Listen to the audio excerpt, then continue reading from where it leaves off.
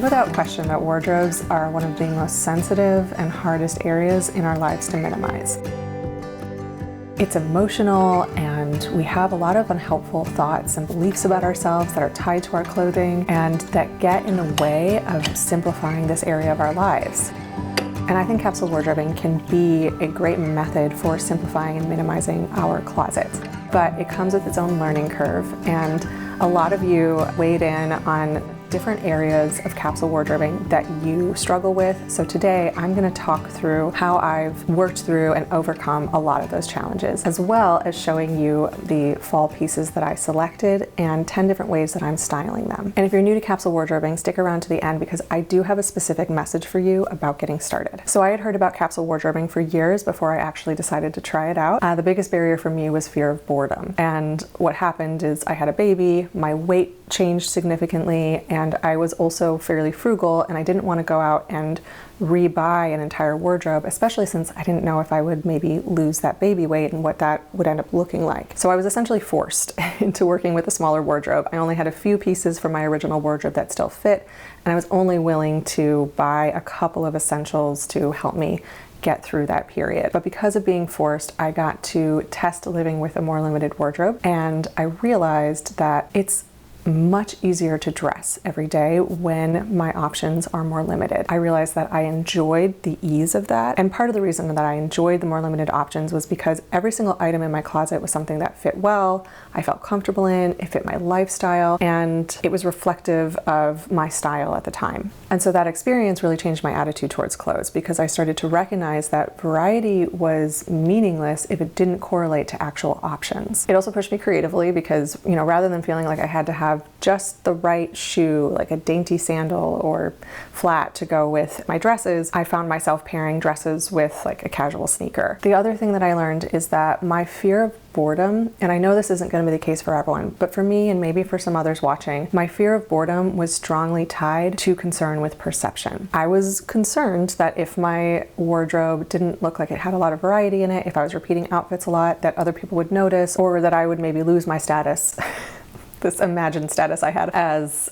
someone who had like good style and a trendy wardrobe. And what I discovered is that most people really aren't paying that close of attention to me and didn't actually notice if I wore the same outfit every single week when I went to church. And I found that I actually didn't care as much as I thought I would. And I think the reason for that is that I was exposed to the thing that I was afraid of. And when we have anxieties or when we have fears, our best way of overcoming them is to actually experience them. Maybe in small ways. We don't necessarily want to throw ourselves immediately into the deep end with something that we are fearful of or have high anxiety around, but exposure is an important therapy in the process of overcoming fears and anxieties. The next concern that people tend to have is, how am I reusing pieces from one season to the next? Because most of us aren't going out and buying an entirely new capsule that's perfectly curated and perfectly tailored for every single season. In fact, when I started my capsule wardrobe, like I mentioned earlier, I basically just pulled out every piece from my wardrobe that didn't fit me. I kept the things that did, and then I filled in the holes. I needed a pair of leggings, I needed a new shoe, I needed a different jacket, things like that. Now, the capsule method that I use is the 10-item wardrobe. This comes from Jennifer L. Scott. I'll be sure to link to a couple of her videos on the subject, and it has two categories. There's the 10 core pieces category, and there's the extras category. And I'll go into more detail about those categories in the next section. But my extras are made up of a lot of the basics. I've done this a little differently in past seasons and even in past videos, but I'm decided to make a little bit of a change here. So with my extras, I'm putting in things like leggings, undershirts, t-shirts, casual sweatshirts, clothing that's like very specifically tied to a season. So coats, hats, gloves, and I always put my shoes in my extras category, as well as clothing that tends to transition across seasons for me. So for instance, I wear jean jackets year-round, even in the summer, and so I categorize those in my extras. In my core pieces, you'll notice that I'm transitioning a lot of pieces from my summer wardrobe, a lot of dresses. And the way I'm making them work is I'm pairing them with shoes that are more appropriate for fall, sweaters, jackets, any warm weather clothing that I can help to layer up in order to make those dresses transition into a colder season, though not my coldest season. So if you haven't seen my summer wardrobe capsule, it might be helpful to pop over there and watch that video. It's a quick video, about 5 minutes. If you're trying to understand transitioning pieces from one season to the next, watching that one and this one might help you to see how that can be done. So the next category of challenge for people, and this was a big one, is unpredictable weather. I think this comes up particularly in the fall, and I would imagine spring as well, because many of us experience significant temperature fluctuations from the beginning of fall season to the end of it, and some of us even experience pretty significant temperature fluctuations within a single day. I chatted with one of you about how she experiences 60-degree fluctuations within a single day. And while I don't think I've ever experienced that, I have had as much as a 40-degree fluctuation. So I might start the day and it's 30 degrees in the morning, and then by the end of the day, it's in the 70s. So the first thing I want to address with this is to keep in mind the context in which the 10-item wardrobe was created. So Jennifer L. Scott is from Southern California. She's from Los Angeles. She came up with the idea, or was influenced by her time living in Paris. Los Angeles and Paris are two very mild climates, and throughout the entire year, those climates won't experience as much temperature fluctuation as some of us experience in a single day. So we really have to keep that in mind and use our own knowledge about our lifestyles and our climates when we're building our wardrobes. There's lots of great advice on the internet, but you remain the expert on your life and what your wardrobe needs to be to accommodate that. So going back to those two pillars of the 10-item wardrobe.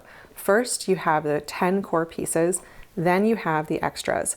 What I love about the 10-item wardrobe is that it, on the one hand, has a really concrete category, 10 pieces, and on the other hand, it has a really flexible category, extras. And for whatever reason, the pairing of those two elements, concrete and flexible, just really works well with my personality. And it works well across seasons. So I'm always going to have those 10 core pieces, and I like to keep that number firm. But in the extras, I'm absolutely going to have a lot more extras in the fall and winter and spring than I do in the summer, because in the summer I don't need as many layers. Another thing to keep in mind is you might have pieces that you're going to select for the beginning of a season. You know, my fall season, it starts in early October, and we can still have, 90-degree temperatures at that point. So I need some clothes to accommodate that.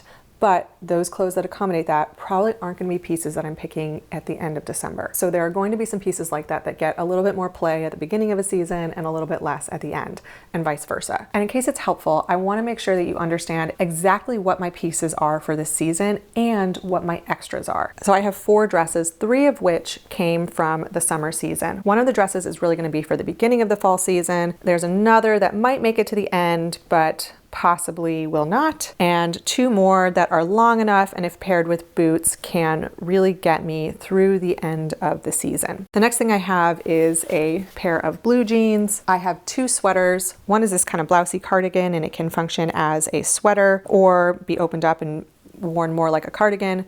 And then the other is this great kind of funky, modern, oversized striped sweater. Then I have 2 t-shirts. Both of these t-shirts were part of my wardrobe in the summer season. And the final thing is this buffalo check oversized flannel that I stole from my husband. So as you can see, there are 5 items that are new for this season, and then there are 5 items, 3 dresses and 2 t-shirts that carried over from summer. So that's a lot of pieces that I am transitioning into this season. I did have to buy 3 new pieces, but like I said, I had babies, I gained a bunch of weight, I've been having to rebuild my wardrobe, so I might have to buy more than you do because of those changes in my life. All right, so now let's go through the extras. So like I said, a lot of the things in my extras are basics. There are also some staples that I wear across seasons, and then there are pieces that are very seasonally specific, like coats and hats. Let's count what I have. I have 1, 2, 3, 4 tank tops and 1 plain black t-shirt. So that's 5 items. I have 3 black leggings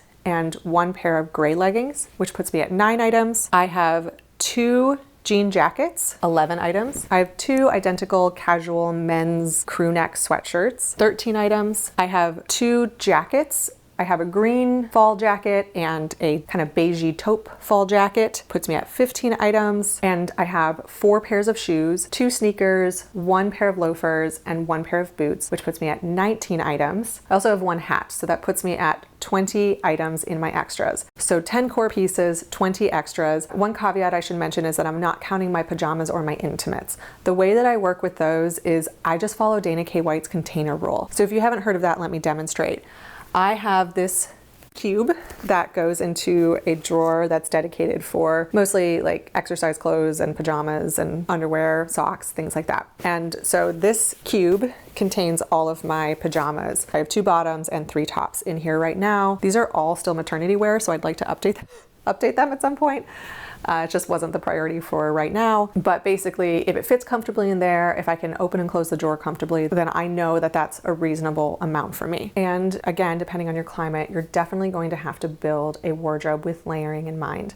I lived in the mountains in Colorado when I was in high school, and so light layers was just how everybody functioned. You could have a snowstorm in the morning, and then by that afternoon, it was 70 degrees and sunny and all the snow was melting away. So when I'm pulling together a capsule wardrobe, I try to keep those layers in mind, and I'm trying to pick colors and patterns and textures that coordinate well together, that allow me to build an outfit that's for the 30-degree morning, but also deconstruct it so that I can be a little bit more comfortable when it's 70 degrees in the afternoon. So here's an example of how I might do that. As you can see, I'm dressing for morning and I'm wearing my green jacket. Underneath my green jacket, to add some more warmth, I have one of my jean jackets. And then beneath that, I'm wearing a sweater.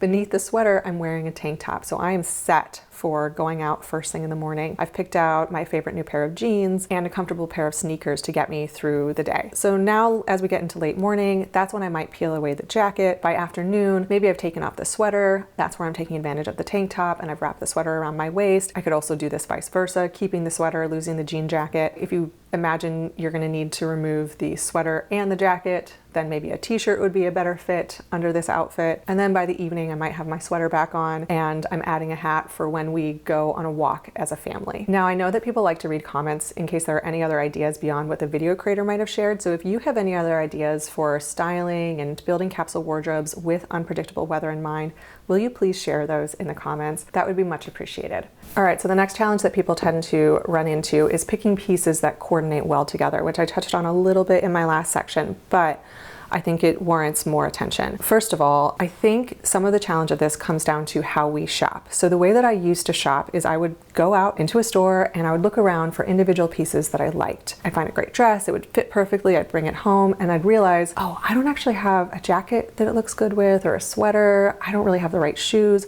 So now I'm in a position where I have this piece that I like and I want to wear, but it doesn't coordinate with anything else that's in my wardrobe. So do I return it? Do I buy more pieces to make it into an outfit? And many of us do that and we end up with a lot of pieces that still have the tags on or that just really never get worn sitting in our wardrobes. Those often end up being the pieces that get decluttered, even if we like them. But I don't want to discourage you. When you're building a capsule, particularly something that's as minimized as a 10-item wardrobe, you only have to find 10 pieces that will coordinate well together. And then a lot of your basics, you're going to be getting into your neutral colors and things like that. So you can probably make it work with the items that you already have. But if you're someone who likes a little bit of structure with this, what I would recommend is creating a color palette. And this is a color palette of your favorite colors. This right away will start to limit your options when you're in the store, which will help to make better buying decisions. And it will help you to be bringing in pieces that are going to coordinate with the existing wardrobe. And you can start by picking 2 neutrals and 1 color. So for instance, you could pick black and navy and then your color is blue. Or gray and white, and then your color is a nice buttery yellow. All of those color palettes are dramatically different from each other, but they provide you the advantage of simplifying your wardrobe in a way that is similar to minimalists who go to the extent of picking out, the basic pair of jeans and nothing but black tops. Again, nothing wrong with that, but for some people that just feels a little bit too dull. And they want to express themselves a little bit more through their clothing, and a simplified color palette helps them to do that and also to have pieces that mix and match well together. Another thing to think about is textures. So for instance, I like to pair maybe a more nubby sweater with a silky dress or, a cotton shirt. That variation in texture between the 2 pieces adds depth and interest to an outfit. The other thing that we might keep in mind when it comes to coordinating pieces is, are different patterns going to coordinate well with each other? And there are some rules that you can keep in mind with this. So when I'm mixing and matching patterns, which this isn't for everyone, some people really prefer to stay away from that, but for those who are interested in a mix and match pattern kind of look, I am looking for patterns that are different from each other. I'm not trying to pair a floral with a floral or stripes with stripes, that's going to be a little bit too much of the same. Instead, I'm going to put a floral with a stripe or a stripe with a buffalo check, something like that. Not only am I looking for things that are in contrast to each other, I also want to find ways to help them feel like they complement one another. And one of the best ways to do that is through repetition. So for instance, I have this floral dress, it's got a dark background, it's got these lighter flowers in it. The flowers have pinks and blues and creams and taupes. And as you can see from the sweater I've chosen to pair with it, it's cream and taupe. And so there's repetition in the color between the sweater and some of the florals in the dress. The other way I'm adding a little bit of repetition to the outfit to help it to sort of pull it all together is picking out a brown shoe to go with it. So you can see these repetitive elements throughout my entire outfit, and it helps to create a more cohesive, complementary look. The last thing that I like to think about when I'm picking pieces is balancing shapes. So for instance, I want pieces that are going to be really fitted as well as pieces that are a little bit wider and blousier. So a flowy dress with a really structured jacket, or a fitted pant paired with an oversized shirt. Some of this is also that I like to find ways to emphasize a waistline even if I'm wearing flowy clothes. So I might wear a flowy dress, but then I have a jacket or a sweater wrapped around my waist in order to create that silhouette. All right, if you've learned anything of value today, will you please take a moment and give the video a thumbs up? And let's move on to the next section, which is personal style. And this is for sure the one that stood out as the area that people are struggling with the most. So full disclosure, in my experience, personal style comes through experimentation and practice. I had many years of looking real dumb. And some of you are going to see the outfits that I picked for this season. You may think I still look a little bit dumb, but I like them. They are reflective of my style. And I'm not experienced in teaching people how to find their personal style, but there are people out there who do this. So I'm going to link to a couple of videos from creators where this is what they focus on. Here's what I will tell you that I've learned. It's going to be very hard to observe your preferences and really get a sense of your personal style if you are overwhelmed by a wide variety of options, if you're overly concerned with trends, because essentially then your style is changing multiple times a year, and if you're fixated on what you think your wardrobe should be, rather than focusing on creating a wardrobe that works for you and your life. And that is why I like a capsule wardrobe. Going back to what I talked about at the beginning, a capsule wardrobe forces honesty. If you only get 10 core pieces and a handful of extras, then you have to be really honest with yourself. What do you actually like, and what does your lifestyle actually demand? So that's a bit of tough love there.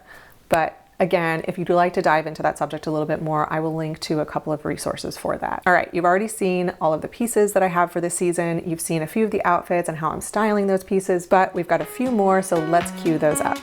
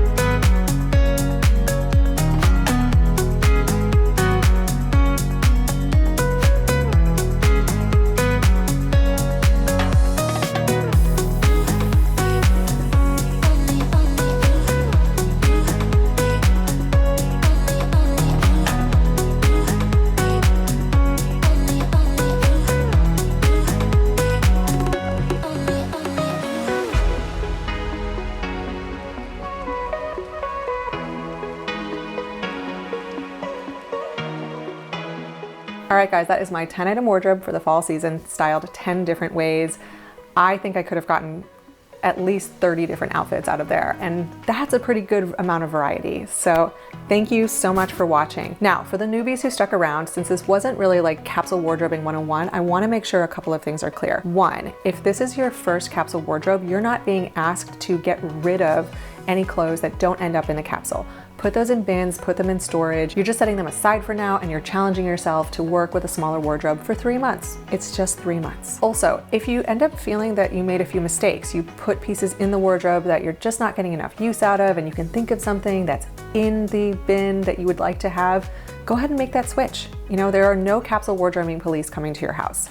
And the third thing is, when you are establishing your wardrobe, you may find that there are a couple of holes and you're going to purchase a couple of pieces to fill those holes.